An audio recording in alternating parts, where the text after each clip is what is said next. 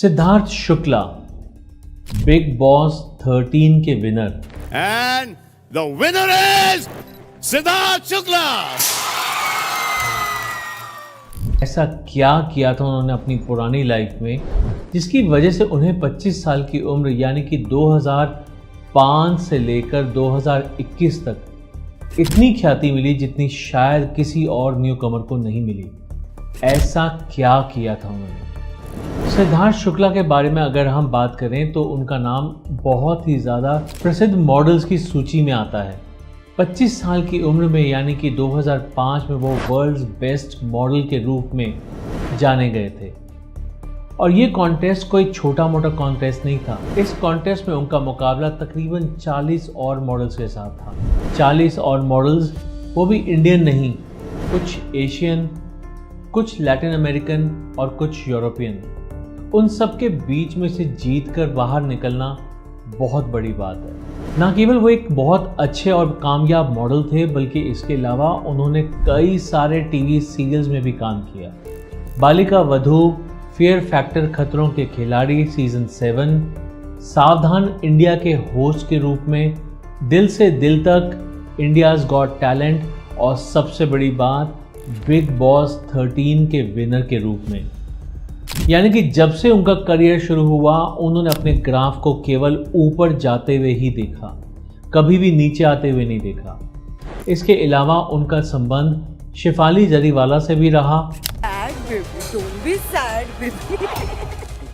जो कि बहुत पहले की बात है। और उसके बाद जब वो बिग बॉस 13 में थे तो उनका नाम शहनाज गिल के साथ जुड़ा गया। मेरा है, ठीक है, और तुम मेरा ही है। मैं फाड़ के रख दूंगी। दोनों के साथ बहुत ही अच्छे संबंध रहे, दोनों के बीच में बहुत ही ज़्यादा म्यूचुअल अंडरस्टैंडिंग और रिस्पेक्ट थी। वहाँ पर उनके लिए कोई भी रूमर्स ऐसे नहीं फैले जिसकी वजह से उन्हें किसी भी बदनामी का सामना करना पड़ा हो।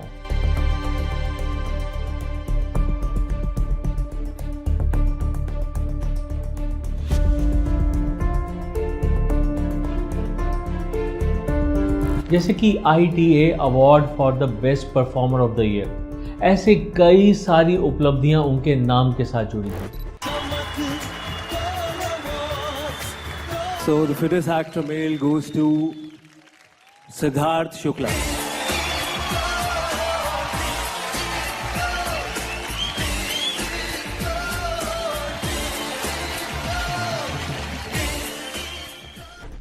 ये सब होने के बाद उनकी मृत्यु होती है 2021 में। जी हाँ, 2021 में उनकी अचानक से कार्डियक अरेस्ट की वजह से मृत्यु हो जाती है। इसके बाद कोई सज्जन मुझे अप्रोच करते हैं और वो जानना चाहते हैं कि ऐसा क्या कारण था जिसकी वजह से सिद्धार्थ शुक्ला को इतनी ज़्यादा कामयाबी, इतनी ज़्यादा ख्याति मिली। क्या उनका रिलेशन पिछले जन्म में शेफाली जरीवाला या फिर शहनाज गिल के साथ था? ऐसा क्या किया था उन्होंने अपने पुराने किसी जन्म में जिसकी वजह से कि उन्हें स्ट्रगल कम और कामयाबी ज़्यादा मिली? यही सब सवाल लेकर उनके कोई करीबी मेरे पास आए थे और उन्होंने आने के बाद मुझे परमिशन दी और ये सवाल मेरे पास रखा। उनका कहना यह था कि उनके मेडिकल से ये बात तो क्लियर है कि उनकी मृत्यु कार्डियक अरेस्ट की वजह से हुई थी। ये बात तो वो एक्सेप्ट कर चुके थे। उनका सवाल ये था कि ऐसे वो क्या कर्म करके आए थे जिसकी वजह से उन्हें स्ट्रगल कम और उपलब्धियां ज़्यादा मिली। यही सब सवाल लेकर वो हमारे पास आए थे, जिसके बेसिस पे हमने उनका आकाशी किया और जो जानने को मिला वो आप भी जानकर हैरान रह जाएंगे। जब उनके आकाशिक रिकॉर्ड्स को एक्सेस करने की कोशिश की गई तो जानने को मिला कि ये बात उस ज़माने की है जब राजा धर्म सिंह राज किया करते थे कांगड़ा राज्य पर। जी हाँ, इनका जो पुराना जन्म जो हमने देखा वो कांगड़ा राज्य में देखा, जिसमें कि राजा धर्म सिंह की प्रजा के रूप में उन्होंने जन्म लिया था। सिद्धार्थ शुक्ला का उस समय का नाम हुक्म सिंह था। उनका जन्म सन 1523 में हुआ था। 1548 में तकरीबन 25 साल की उम्र में वो राजा धर्म सिंह की फौज को ज्वाइन करते हैं और उन्हें एक जासूस के रूप में हायर किया जाता है। जब वो जासूस के रूप में हायर होते हैं तो उसके बाद उनका काम होता है अलग अलग राज्यों में जाना, वहाँ की परिस्थितियों को समझना, और ये देखना कि कोई षड्यंत्र तो नहीं रचा जा रहा उनके अपने राज्य के अगेंस्ट, उनके राज्य कांगड़ा के अगेंस्ट, जिससे कि राजा जी को पहले से इन चीज़ों के बारे में मालूम चल सके और कोई भी चाल जो उनके राज्य के अगेंस्ट चली जाने वाली है उसका वो पर्दाफाश कर सकें या फिर वो उससे बचकर बाहर निकल सकें। ये वही दौर था जब अकबर का जन्म भी हुआ था। इस दौरान उनकी शादी सुमित्रा नाम की लड़की से होती है, जिससे कि उन्हें 3 बेटे और 2 बेटियां होती हैं। उनके 3 बच्चे तो ज़ाया भी हो जाते हैं, यानी कि उनका मिसकैरेज हो जाता है। इस दौरान उन्होंने कई जगह पर जाकर जासूसी की थी। लाहौर में जाकर, फतेहपुर सीकरी में जाकर, खैबर में जाकर, आगरा में जाकर और हम्पी में जाकर, ऐसी कई सारी अलग अलग जगह पे वो गए थे जहाँ से कि उन्हें कोई काम की जानकारी मिल सके या फिर उन्हें कोई षड्यंत्र के बारे में पता चल सके। न जाने कहाँ कहाँ उनको घूमना पड़ता था, पर इस दौरान वो अपनी फैमिली को टाइम भी देते थे और साथ ही साथ राजा के वफादार थे। वो अपने काम में बहुत ही माहिर थे। उन्हें जो भी टास्क मिलता था वो उस टास्क को पूरा करते थे और ज़्यादातर वो सही और सटीक जानकारी लेकर राजा जी के सामने उपस्थित होते थे। राजा जी उस समय के शासक अकबर के भी साथ काम कर रहे थे।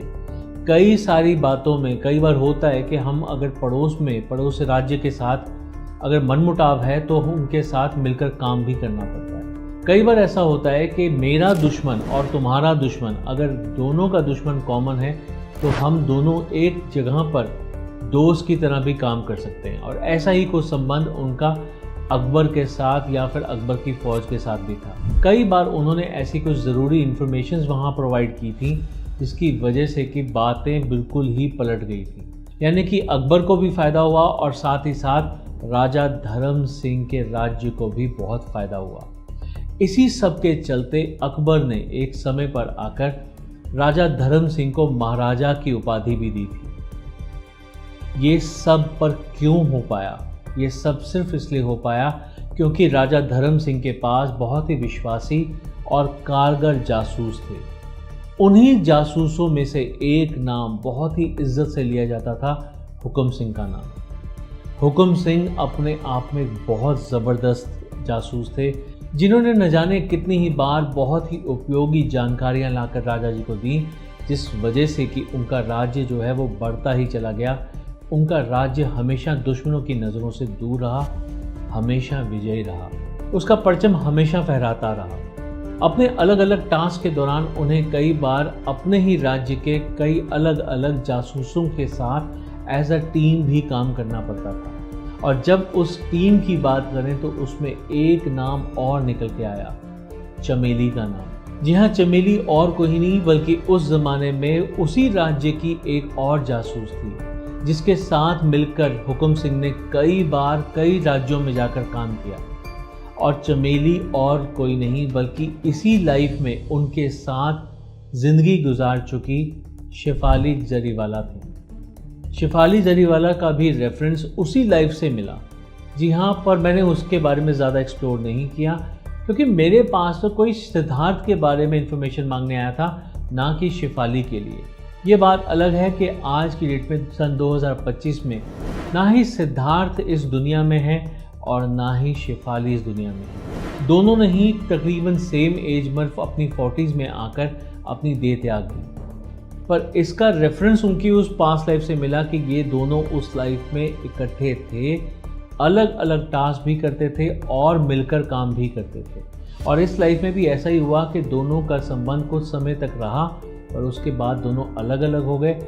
पर बिग बॉस 13 में वो दोबारा दोनों मिलते हैं और उसके बाद कुछ ऐसी अनहोनी होती है कि सिद्धार्थ शुक्ला पहले इस दुनिया को छोड़कर चले जाते हैं और उसके बाद थोड़े समय के बाद शेफाली भी उनके नक्शे कदम पर आगे बढ़ जाती है। इसे हम एक कोइंसिडेंस ही कह सकते हैं।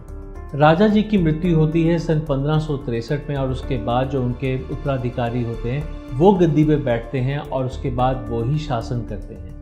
हुक्म सिंह तो पहले की तरह ही अपना काम करते रहते हैं, अपने जासूसी के टैलेंट से वो इन्फॉर्मेशन लाते रहते हैं और कहीं ना कहीं कांगड़ा राज्य को वो टिल एंड सर्व करते रहते हैं। यही सब करते करते जब वो बुज़ुर्ग हो जाते हैं तो उनकी डेथ नेचुरल डेथ होती है पर हाँ अपने राज्य से बहुत दूर खैबर में होती है। जब वहाँ पर वो किसी वजह से रह रहे थे, कुछ इन्फॉर्मेशन गैदर करने के लिए रह रहे थे, पर हाँ उस दौरान वो बीमार होने की वजह से, नेचुरल डेथ की वजह से अपने प्राण त्याग देते। तो ये सब थी सिद्धार्थ शुक्ला की लाइफ। इससे हम एक बात समझते हैं कि उस समय में जो राजा थे, राजा धर्म सिंह, उनको जो ख्याति मिली, उनको जो महाराजा की उपाधि मिली, वो सब क्यों मिल पा रही थी? क्योंकि उनके पास ऐसे जासूस थे जो कि उनके पास ऐसी ज़रूरी इन्फॉर्मेशन लेकर आते थे जो कि बहुत ही कारगर सिद्ध होती थी। और उसी इन्फॉर्मेशन को जब उन्होंने अकबर के साथ शेयर किया और भी कई राज्यों के साथ शेयर किया होगा, या फिर अपने राज्य को बचाने के लिए उस इन्फॉर्मेशन को यूज़ किया, तो उनको बहुत ख्याति मिली, अपनी प्रजा का बहुत साथ मिला, और साथ ही साथ अकबर जैसे राजा से भी महाराजा की उपाधि मिली। तो इसका मतलब ये है कि वो इंसान, वो जासूस जो कि एक्चुअली उस उपाधि को प्राप्त करने में राजा जी की जिसने मदद की, उसी ख्याति को आज उसने अपने इस जीवन काल में प्राप्त किया और बिना किसी बहुत बड़े हर्डल्स के उसे बहुत ही कामयाबी के साथ हासिल किया।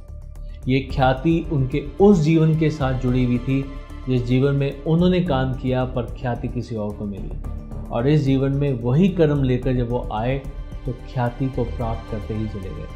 तो ये थी वो लाइव सिद्धार्थ शुक्ला की, जो कि मैंने 2021 दिसंबर में उनका पास्ट लाइफ किया था, आकाशिक के रूप में किया था, और आज मैं आपके सामने उसे प्रस्तुत कर रहा हूँ।